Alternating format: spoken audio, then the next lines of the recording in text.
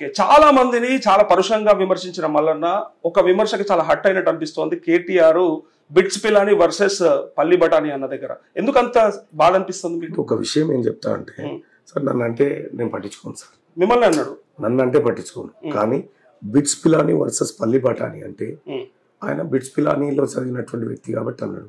నేను ఉస్మానియా యూనివర్సిటీలో కాకతీయ యూనివర్సిటీలో చదువుకున్నా కాబట్టి మేము పల్లి బఠానీ అంటే ఉస్మానియా కాకతీయ యూనివర్సిటీలో చదువుకునేటోళ్ళు పల్లి బఠానీ కాదు. అందరు అనలేడు కదా ఎవరిని? ఆయన అందరు అనలేడు, మిమ్మల్ని. దాని అర్థమైంది నన్ను అనేది ఉంటే తీన్మార్ మళ్ళీ అనాలి కదా. బిట్స్ పిలాని పల్లి బఠానీ అంటే యూనివర్సిటీ కదా. బిట్స్ పిలాని అనేది నీకు సంబంధించినటువంటి చదువుకున్నటువంటి ఏరియా రాజస్థాన్. నేను చదువుకున్న ఏరియా ఉస్మానియా యూనివర్సిటీ ఎంసీజే. నేను చదువుకున్నటువంటి ఏరియా బీపీడి కాకతీయ యూనివర్సిటీ. నేను చదువుకున్న ఏరియా జేఎన్టీయూ ఎంబీఏ. అంటే నా ఎడ్యుకేషన్ నేను చదువుకున్న వ్యవస్థలని పల్లి బఠానీ కేంద్రాల లెక్క నీకు కనిపిస్తుండొచ్చు. నేనేం చేస్తా దానికి? నీ అహంకారం అది, నీ అహంకారము. నీకు ఇంకా పగర్ తగ్గలేదు. ఇక్కడ చదువుకునే ఇదే ఉస్మానియా, ఇదే కాకతీయ, ఇదే జేఎన్టీయూ లేకపోతే తెలంగాణ ఉద్యమం ఎక్కడిది? తెలంగాణ రాష్ట్రం ఎక్కడిది? ఆ పిల్లలు బలిదానం చేయకపోతే, పట్టభద్రులు పోరాటం చేయకపోతే, కడుపు చేతులు పట్టుకుని కొట్లాడకపోతే ఈ రాష్ట్రం వచ్చేదా? ఆ తల్లి సోనియా గాంధీ ఒక మాట చెప్పింది, బిడ్డలు చచ్చిపోతా ఉన్నారు, తెలంగాణ రాష్ట్రం ఇస్తా అని చెప్పినా అని చెప్పించింది. కేసీఆర్ బిడ్డలో కేసీఆర్ కొడుకు రక్తం తీసుకున్నారండి. వాళ్ళు రాలే, బిట్స్ పిలాన్లు చదివిన విద్యార్థి కూడా రోడ్డు మీదకి రాలే. అర్థమైందా? నిజంగా ఇదే ఉస్మానియా యూనివర్సిటీ నా కన్న తల్లి లాంటిది. నీకు పల్లి బఠానీ కేంద్రం లెక్క కనిపిస్తుండొచ్చు. నా కన్న తల్లి నాకు చదువు చెప్పింది, నన్ను గొప్పవాణ్ణి చేసింది. ఆ మట్టి కాకతీయ యూనివర్సిటీ నాకు చదువు చెప్పింది, నన్ను పెద్దవాణ్ణి చేసింది. నాకు అదొక విజ్ఞాన కేంద్రం, అది గొప్ప చదువులకు కానీ. జేఎన్టీయూ నాకు అవకాశం ఇచ్చింది, నేను చదువుకునేటువంటి అవకాశం ఇచ్చింది. నాకు ఇవన్నీ గొప్పవి. నీకు పల్లి బఠానీ కేంద్రాలు అయితే నాకు ఇవన్నీ గొప్ప అస్త్రాలు. ఓకే, సో మీ ఎన్నికల ప్రచారంలో మంత్రి ఉత్తమ్ కుమార్ రెడ్డి మీ పక్కన కొంత అయిష్టంగా కూర్చున్నట్టు అనిపించింది, డిస్కంఫర్ట్ గా కూర్చున్నట్టు అనిపించింది. ఎందుకంటే అత్యంత పెద్ద నింద వేసారు ఆయన మీద. సో సారీ చెప్పిరా? నేను రాజకీయాల్లో లేనప్పుడు నేను లక్ష్యం మాట్లాడచ్చు. నేను రాజకీయాల్లో వచ్చిన తర్వాత మా మనసులో ఎలాంటి భేదాభిప్రాయాలు ఉండకూడదని పరస్పరం నేను జానారెడ్డి సాబు, ఉత్తమ్ కుమార్ రెడ్డి సాబు కూర్చొని లేదు అంతకంటే చాలా రోజుల ముందు, చాలా రోజుల ముందు మేమంతా కలిసి సార్ ఇట్లా జరిగింది ఈ వ్యవహారాలు, అల్టిమేట్ గా పార్టీ అధికారంలోకి రావాలని నేను ఒక 2 మాటలు అని ఉండొచ్చు, మీరు హట్ కావచ్చు. ఆ హట్ అయినప్పటికీ నా వ్యక్తిగతంగా నేను సారీ చెప్తున్నా సార్, కాంగ్రెస్ పార్టీ వచ్చినందుకు మీరు అందరు కలిసి తెచ్చినాం, సంతోషిస్తున్నాం అని చెప్పిన. సో దానికి అలాంటిది ఏం లేదు, మళ్ళీ మనం కలిసి పనిచేస్తున్నాం, కలిసి పోతా ఉన్నాం అనేటువంటి మాట. ఇగో రాత్రి ఎంతసేపు మాట్లాడారు.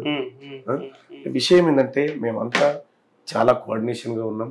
మాకు ఎవ్వరు ఏమనుకున్నా, ఇప్పుడు మన ఇంటి ఆవులు, మన ఇంటి ఎడ్లు, మన బండి మన శిల్క కాడికి పోతా ఉన్నప్పుడు మన బండ్లను మన బర్రె అయినప్పటికీ మనం పెంచుకుంటున్న ములుగడ్డ తుంచారు ఇట్లా అంటాం, మనం అంటాం, అది కూడా అంతది ఓసారి ఇట్లా సహజం కదా, ఇట్లా అంటా ఉంటాం, పోతా ఉంటాం.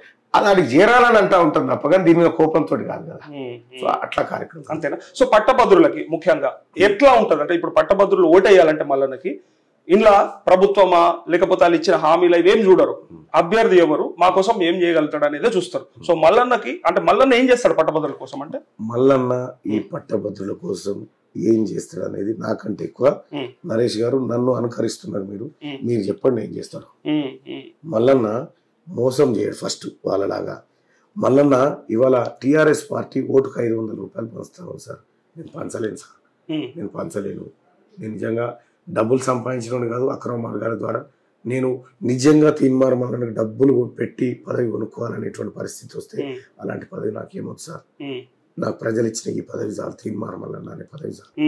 కానీ ఒకటైతే నిజం, టిఆర్ఎస్ పార్టీ అక్రమ మార్గం ద్వారా మళ్ళీ ఏదో గందరగోళం చేయాలని చూస్తూ ఉంది. కానీ ప్రజలు ఆల్రెడీ ఏం చేయాలని నిర్ణయం తీసుకొని ఉన్నారు. కాబట్టి నేను ఒక మాట చెప్తా ఉన్నా, తీన్మార్ మల్లన్న పట్టభద్రులకు పైసలు పంచకపోవచ్చు, నేను 15 గంటలు పని చేస్తే 16 గంటలు పని చేస్తా, కానీ డబ్బులు పంచలేను, డబ్బులు ఇవ్వలేను, ఓట్లు కొనుక్కోలేను. కేవలం మీ ప్రేమ కొనుక్కోగలుగుతా, మీకు పని చేసి మీ సేవలు చేసుకుంటూ మీకు ఒక మంచి కార్యక్రమాలు చేయగలుగుతా. ఇదే నేను చేయగలిగింది సార్. ఓకే, కానీ ఈ ఎన్నికలలో ఎక్కువగా తెరపైకి వస్తున్నటువంటి అంశం జీవో నెంబర్ 46. సో దానిపైన మీ స్టాండ్ చాలాసార్లు చెప్పిండ్రు. సో ఇప్పటి కూడా ఎప్పటిలోపు అవుతుంది మరి అది సాధ్యమా అనేది అడిగితే అంటే ఎస్ జియో 46 తీసుకొచ్చినటువంటి దుర్మార్గుడు కల్వకుంట్ల చంద్రశేఖరరావు గారు గత ప్రభుత్వం తీసుకొచ్చి ఆ బిడ్డలకు అన్యాయం చేశారు. ఆ బిడ్డల తరఫున గొంతెత్తిన తీన్మార్మలన్న స్టూడియో పిలిపించి వాళ్ళకి జరిగిన అన్యాయాన్ని ఎలుగెత్తి చాటిన తీన్మార్మలన్న ఆఫీస్ కి వాళ్ళు జియో 46 బాధితులు వస్తున్నారంటే పోలీసు వాళ్ళు తీన్మార్మలన్న ఆఫీస్ చుట్టుముడితే ఆ బిడ్డలందరినీ సేఫ్ గా ఇక్కడి నుంచి ఒక్కరిని లేకుండా వాళ్ళ సురక్షిత ప్రాంతాలకు తరలించింది తీన్మార్మలన్న వీళ్ళు జియో 46 బాధితులు ప్రభుత్వం పైన ఆందోళన చేస్తూ ఉంటే వాళ్ళని తీసుకుపోయి పోలీస్ స్టేషన్లో పెడితే వాళ్ళందరికి పోయి బిడ్డలు ఏం తిన్నారో ఏం కథను మా టీంను పంపించి మంచినీళ్ళు చాక్లెట్ సమోసానో అన్నమో ఏదో తినిపించే కార్యక్రమం చేశాను సార్. 46 బాధితులు ఎవరైతే ఉన్నారో వాళ్ళకు న్యాయం చేయబోతా ఉన్నాడు. మేమే చేస్తాం, మేము చేస్తూ. మీరు పోటీ చేయబోతున్న నియోజకవర్గంలో 32 మంది ఎమ్మెల్యేలు ఉన్నారు కదా, వాళ్ళు బలమా లేకపోతే మీకు ఇబ్బంది అవుతుంది? 100% బలంగా. ప్రతిపక్షం గొంతు కావాలని కోరుకుంటే ఏం చేస్తారు ప్రజలు? పట్టభద్రులు విషయం ఏంటంటే తీన్మార్మలన్న మించిన ప్రతిపక్షం ఉన్నారు అంటే అధికారంలో ఉన్న పార్టీ కాబట్టి కాదండి. వాళ్ళు కంపేర్ చేసి చూసుకోరా, ఈయనేం చేసిండు ఆయన ఏం చేసిండు అని ప్రజలు చూసుకోరా. తీన్మార్మలన్న 2021లో పల్లా రాజేశ్వరరెడ్డి మీద బోగస్ ఓట్లతో ఓడిపోయినప్పటికీ అన్న నేను ఇంట్లో పడుకున్నాను అన్న, ఈ ప్రజల కోసం కొట్లాడలేదన్న, ఈ ప్రజల కోసమే కదన్న, నేను ఓడిపోయినప్పటికీ ప్రజల కోసం కొట్లాడినన్నా, గెలిచినా నా స్టాండ్ అలాగే. చివరి ప్రశ్న, తీన్మార్మలన్న ప్రొఫెసర్ నాగేశ్వర్ కి క్షమాపణ చెప్తుండా లేదంటే విచారణకు ఆదేశించమని సిద్ధమైందా? తప్పకుండా. వాళ్ళు ఏమంటున్నారంటే ప్రొఫెసర్ నాగేశ్వర్ అనేటువంటి వ్యక్తి సిపిఎం పార్టీని అడ్డం పెట్టుకుని పబ్బం గడుపుకోవాలని చూస్తా ఉన్నాడు. నేను చెప్తా ఉన్నా ప్రొఫెసర్ నాగేశ్వర్ గారికి, మీ కోరిక ఉంది, నిరూపించాలని కోరిక తహతహలాడుతుంది. ఈ ఎలక్షన్ అయిపోగానే ఖచ్చితంగా మీ కోరికను నేను నెరవేరుస్తాను. ఓకే, తప్పకుండా. సో రైట్ టు రీకాల్ మీ మీద పెట్టుకుంటా అని చెప్పారు, నా ఇంటర్వ్యూలో గతంలో కూడా చెప్పారు, ఇప్పుడు కూడా ఆ స్టాండ్ మీద ఉన్నారా? 100%. చట్టసభలో బిల్లు పాస్ అవ్వకుండా మీరు ఎట్లా పెట్టుకుంటారు అది మీ పైన? అంటే విషయం దాని చట్టసభలో బిల్లు ఉండదన్న విషయం. మీరు స్వచ్ఛందంగా వెళ్తున్నారు. మీరు ఒకటి అర్థం చేసుకోవాల్సింది ఏంటంటే, నాకు ఓటు వేసినటువంటి, నాకు మద్దతు ఇచ్చినటువంటి సంఘాలు ఏవైతే 24 సంఘాలు మద్దతు ఇచ్చినాయి, లేదా పార్టీలు మద్దతు ఇచ్చినాయి, మద్దతు ఇచ్చినటువంటి పార్టీలను వాళ్ళ డెలిగేట్స్ని కూర్చోబెట్టి ఓ గ్రౌండ్లో కూర్చోబెట్టి, అయ్యా మీరు ఇచ్చినటువంటి కాలం ఇది, 3 ఏళ్ల కాల పరిమితి, ఈ 3 ఏళ్ల కాల పరిమితిలో నేను ఏడాది పూర్తి చేసుకున్నా, లేకపోతే 2 ఏళ్ళు పూర్తి చేసుకున్నా, ఈ పూర్తి చేసుకున్న కాలంలో నా పర్ఫార్మెన్స్ మీకు నచ్చిందా? నచ్చింది అంటేనేమో చేయలేబట్టండి, నచ్చలేదు అంటేనేమో చేయి దించండి. చేయి దించిన వాళ్ళ సంఖ్య ఎక్కువ ఉంటే నేను వెంటనే ఎప్పట్లో పెట్టుకుంటారు అది? 3 ఏళ్ల పదవి కాలం ఉంది మీకు. ప్రతి ఇయర్ కు ఒక్కసారి కాదు, ప్రతి ఇయర్ కు చేసే కార్యక్రమం అది. ప్రతి ఇయర్ కి రైట్ టు రీకాల్ పెట్టుకొని మీడియానంతా పిలిచి మీడియానే న్యాయ నిర్ణయం చేస్తారు కదా పక్క. అరే దాని డౌట్ ఏముంది? ఒకటి ఏం చెప్తా, దానికి డౌట్ ఏముంది? నేనే దాన్ని తీసుకొచ్చింది. మీరు తీసుకొచ్చారు 100% తీన్మార్మలన్న ఆ పని చేసి చూపెడతాడు. నేను రాజకీయాల్లో సమూల మార్పుల కోసం వచ్చిన, జవాబుదారీతనం పెంచడం కోసం వచ్చిన, ఆషామాషిగా రాలే, టైం పాస్ కు రావట్లేదు. తీన్మార్మలన్న చచ్చిపోతే ఓ 10-50 ఏళ్ళకు కూడా గీడు పని చేసిపోయిన రా చెప్పి ఆదుకుండా అందుకోసం వచ్చిన, నేను 3 ఏళ్ల కాల పరిమితి కోసం రాలే. చివరి ప్రశ్న, కోమటిరెడ్డి వెంకటరెడ్డి దగ్గర పక్కన మీరు ఇట్లా లెటర్ ఇయ్యంగానే, మీరు ఏదైతే నేను ఇచ్చేస్తున్నా అని చెప్పేసి ప్రభుత్వానికి ఆస్తులని లెటర్ ఇయ్యంగానే ఆయన చూసిన విధానం చూసి ఒరియక్క ఇక్కడ మొత్తం ఇచ్చేస్తుండే రబే అని అంటే ఈ ఫీల్ అయినట్టు కింద కామెంట్లు వచ్చాయి. ఎమ్రాషెడ్డి లాంటి టెన్షన్ పడ్డారు, విప్పు బీర్ల ఎల్లయ్య గారు, అట్లా కోమటిరెడ్డి గారు. మొత్తం ఇచ్చేసిండా, ఎన్ని వందల కోట్లు ఉంటుంది తీన్మార్మలన్న, కానీ ఆయన కూడా చెక్ చేసినట్టే అనిపించింది. మీకు ఎట్లా అనిపించింది? వాస్తవానికి ఈ దేశంలో ఎవరు చేయనట్టు, అందుకోసం అంటున్నారు, ఎవరు చేయనప్పుడు సడన్ సర్ప్రైజ్ లాగా అనిపించింది. నేను చాలా సార్లు చెప్పిన స్టూడియోలో, ప్రజలారా నేను రాజకీయాల్లోకి వచ్చేటప్పటికి నా ఆస్తులని ప్రభుత్వానికి సరెండర్ చేసి వస్తా అని చెప్పిన అన్నట్టుగానే ఆ విషయాన్ని నేను ప్రకటించి నామినేషన్ ఇస్తాను పోయినా. అది వాళ్ళకి కొద్దిగా షాకింగ్. దాంతో పాటు ఉన్నాయని ఇచ్చేస్తే మమ్మల్ని అడుగుతారు కదా అంటారు. నేను క్లారిటీతో ఉన్నా. సో వాళ్ళు ఇప్పుడు కోమటిరెడ్డి వెంకటరెడ్డి గారు ప్రతీక్ ఫౌండేషన్ పెట్టి చేస్తున్న కార్యక్రమాలు అవే కదా. తనకు ఇంకా ఏం లేదు, తన కొడుకు చనిపోయాడు, ఆ కార్యక్రమాలన్నీ చేసుకుంటూ ఆయన ఏదో రూపంలో వస్తా ఉన్నాడు. అంటే ప్రజల్లో అసలు డబ్బు కాదు ముఖ్యం, ప్రజల ప్రేమ అనేది ముఖ్యం అనుకున్నప్పుడు ఇటువంటి కార్యక్రమాలు చేస్తారు.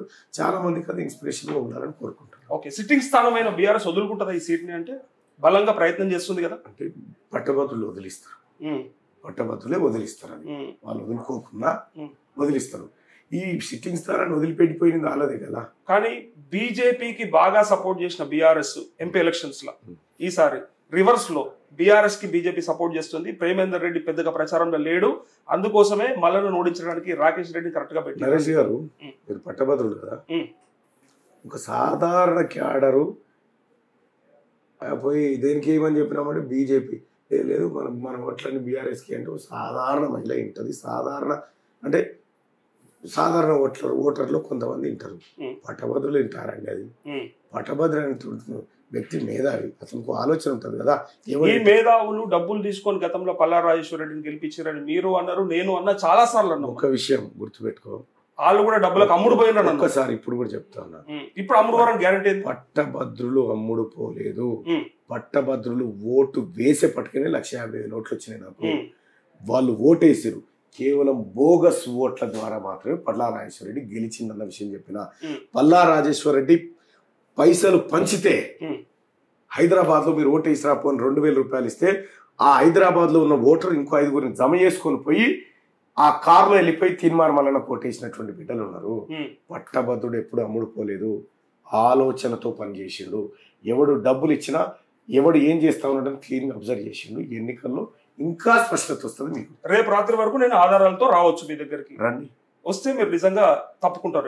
వెంటనే ఉండండి, వచ్చుడేందుకు ఇంకా మీ అంటుంటే నాకు ఆధారాలు దొరికాయి, తీసుకొని రా. వాటికి వెళ్తున్నా, తీసుకొని రా. వస్తా కదా. లేకపోతే వాళ్ళందరి తరఫున నువ్వు క్షమాపణ చెప్పు.